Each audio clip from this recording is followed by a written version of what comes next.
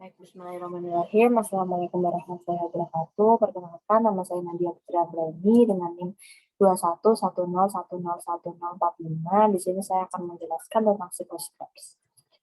Siklus Krebs merupakan bagian dari respirasi aerob yang di dalamnya terdapat beberapa proses yang cukup kompleks. Namun, inti dari siklus ini adalah untuk dapat menghasilkan energi. Alasan mengapa disebut siklus Krebs adalah sebagai bentuk penghargaan pada Hans Krebs, seorang ilmuwan dari Jerman yang merupakan penemu dari siklus Krebs ini. Nah, siklus Krebs ini terjadi pada matriks. Kemudian, siklus Krebs terdapat dua tahapan penting, yaitu yang pertama dekarboksilasi oksidatif dan siklus Krebs. Pada tahapan dekarboksilasi oksidatif ini, reaksi yang berlangsung dibantu oleh beberapa enzim. Enzim ini ditemukan pada mitokondria sel eukariotik dan sitoplasma sel prokariotik. Proses dimulai dengan lepasnya gugus karboksilat dari asam pirufat menjadi CO2. Kemudian sisa 2 atom dari asam purifat dalam bentuk CH3COO akan mentransfer kelebihan elektronnya menjadi molekul NAD+ dan membentuk NADH. Molekul 2 atom karbon tersebut akan berubah menjadi asetat. Terakhir, koenzim A atau CoA akan diikatkan pada asetat membentuk asetil koenzim A atau asetil CoA.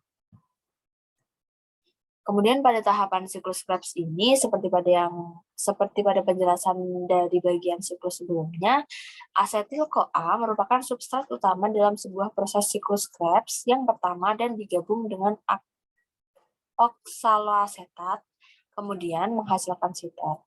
Maka dari itu, siklus ini juga disebut dengan siklus asam sitrat. Nah, tahapan siklus Krebs ini ada beberapa. Kemudian tahapan pertama adalah pembentukan sitrat dari gabungan molekul asetil-CoA dengan oksaloasetat.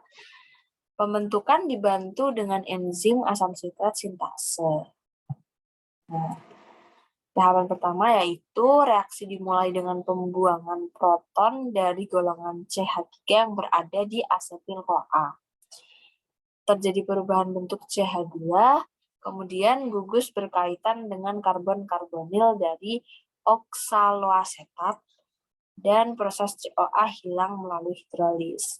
Nah, hilangnya proses CoA tersebut dapat membuat reaksi kuat menuju ke arah kanan seperti pada gambar tahap 1 tersebut. Kemudian tahap 2 adalah isositrat. Terjadinya perubahan isomeriasi sitrat yang kemudian menjadi isositrat dan perubahan tersebut terbantu oleh enzim akonitase. Nah, proses perubahan isositrat tersebut pada gambar berikut. Proses perubahan isositrat terjadi karena reaksi isomerasi di mana air pertama kali terbuang, air bertambah kembali, dan terjadi pemindahan gugus hidrosil dari satu atom karbon ke atom karbon lainnya yang berada di sebelah. Proses perubahan yang terbantu oleh enzim akonitasi ini akan menjadi reaksi untuk menuju ke tahap siklus asam sitrat selanjutnya. Enzim akonitase itu sendiri memiliki kandungan Fe2+. Kemudian di tahap 3 adalah isositrat dehidrogenase. Sebuah proses oksidasi yang pertama kali dalam siklus Krebs adalah tahapan isositrat dehidrogenase. Tahapan tersebut terdapat pada gambar seperti ini. Tahapan-tahapannya sebagai berikut. Perubahan grup karbonil terjadi karena atom karbon yang membawa gugus hidrosil dari tahapan 2. Kemudian molekul yang berkaitan dengan enzim akan melepas CO2 dan molekul terlepaskan. Jadi molekul yang terlepas dari enzim akan menghasilkan A-ketoglutarat seperti gambar pada tahap 3 ini. Kemudian tahap 4 ada suksinil-CoA. Proses oksidasi kedua yang terjadi pada A-ketoglutarat akan menghasilkan suksinil-CoA. Proses ini dijelaskan dalam bentuk gambar berikut. Berdasarkan ilustrasi tersebut, proses oksidasi yang kedua ini terjadi karena enzim A ketobutarat dehidrogenase menghasilkan NADH CO2 dengan ikatan tioester berenergi tinggi dengan COA. Selama proses oksidasi terjadi, NAD+ akan menerima reduksi menjadi NADH+, H+. Kemudian di tahap 4 ada GTP dan suginate. Suksinil COA pada tahap 4 diubah menjadi suksinat yang tergambar dalam berikut. Reaksi fosforilasi terjadi dalam tahapan siklus yang kelima. Nah, penjelasan yang tergambar adalah yang pertama, molekul fosfat pada daerah sekitar menjadi pengganti COA, menghasilkan energi tinggi berupa suksinat. Fosfat melakukan perpindahan ke GDP dan menghasilkan GTP.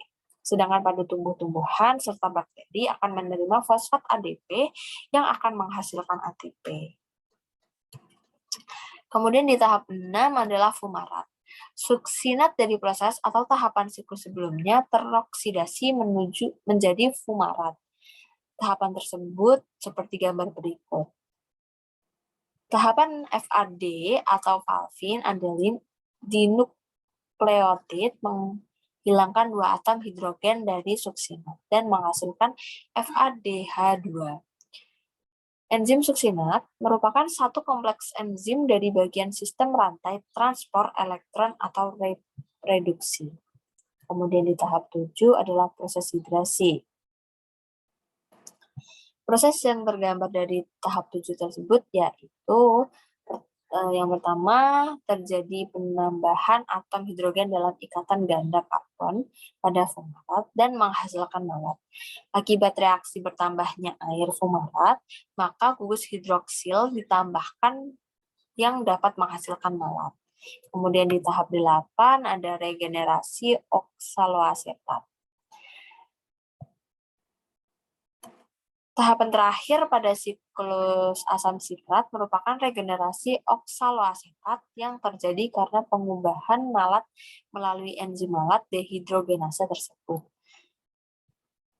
Oksaloasetat bekerja dengan cara menangkap asetil-CoA yang akan menyebabkan siklus ini dapat terus terjadi.